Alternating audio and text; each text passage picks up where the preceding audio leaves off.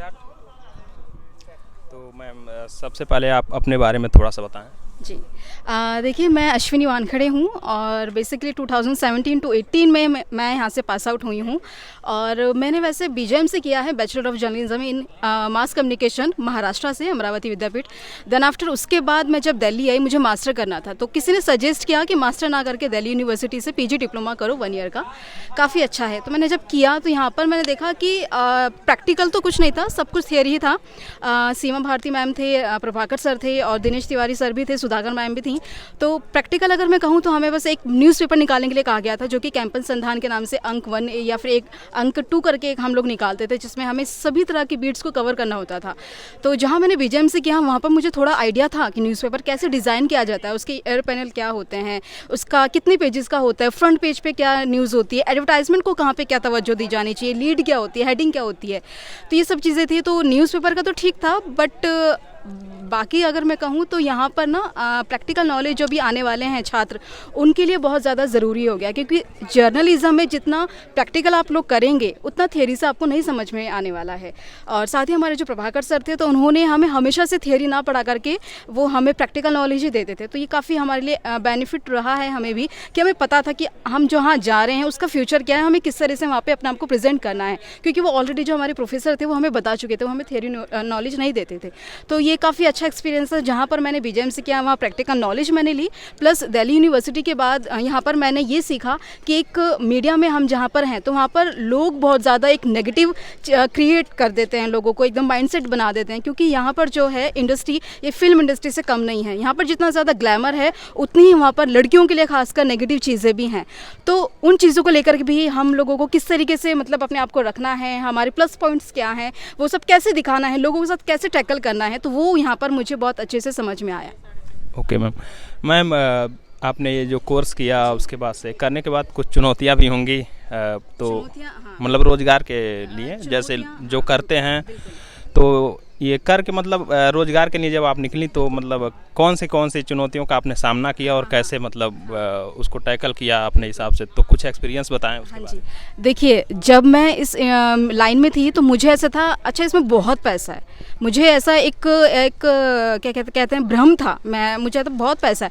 But जब मैं उतरी तो सैलरी लाइक इतना नहीं था, मैक्सिमम स्टार्टिंग सैलरी लाइक कह लो आप 15-18, कंटेंट राइटर हो, वॉइस ओवर आर्टिस्ट हो, और अपना एंकर के लिए। लेकिन एंकर बनने के लिए आपको बहुत शुरुआत करनी पड़ती है, आप डायरेक्ट टॉप पर नहीं जा सकते, क्योंकि इस इंडस्ट्री में सभी लोग एंकर बनना चाहते हैं।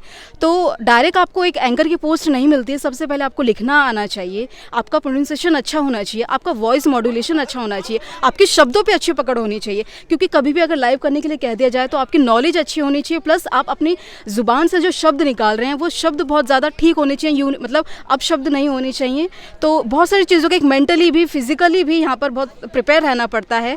चुनौतियों की अगर मैं बात करूँ, चुनौतियाँ तो देखो हर फील्ड में है, लेकिन यहाँ पे ना तो कंफर्ट है, ना ही मतलब एक भागदौड़ वाली लाइफ है, और एक पर्सनल लाइफ तो मेरी कहीं ना कहीं ख़त्म हो ही गई थी। मेन स्ट्रीम में ये बहुत चीज़ें हैं, बट मैंने एक एग्रीकल्चर मीडिया हाउस ज्वाइन किया, जहाँ पर हम लोग मिनिस्ट्री के साथ मतलब कांटेक्ट करके ये सब चीज़ें करते हैं।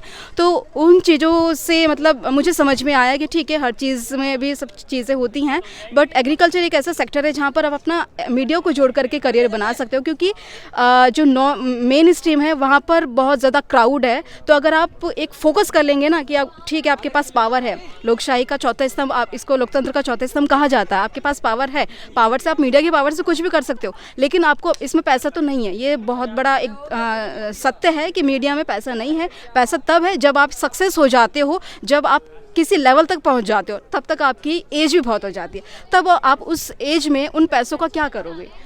जो 40 तक 45 तक जो एज होती है, उस टाइम पे लोगों को बहुत ज़्यादा नीड होती है मनी की। लेकिन जब मीडिया में ऐसा है कि बहुत ज़्यादा कंपटीशन अब हो गया, पहले तो मीडिया को लोग जानते भी नहीं थे, अब धीरे धीरे पता लगने लगा है लोगों को कि अच्छा इसका भी एक कोर्स होता है।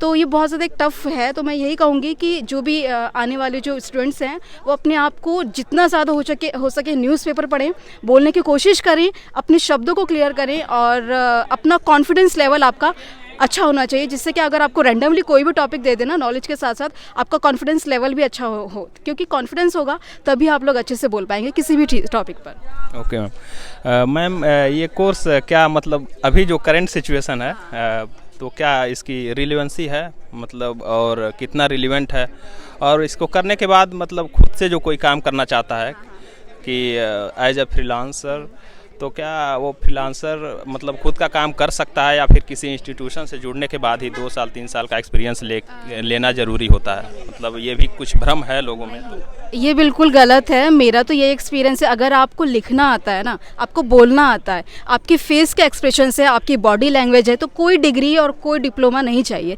जर्नलिज्म का, अगर आपके अंदर टैलेंट है तो। ये चीज़ है। Thank you ma'am, thank you so much.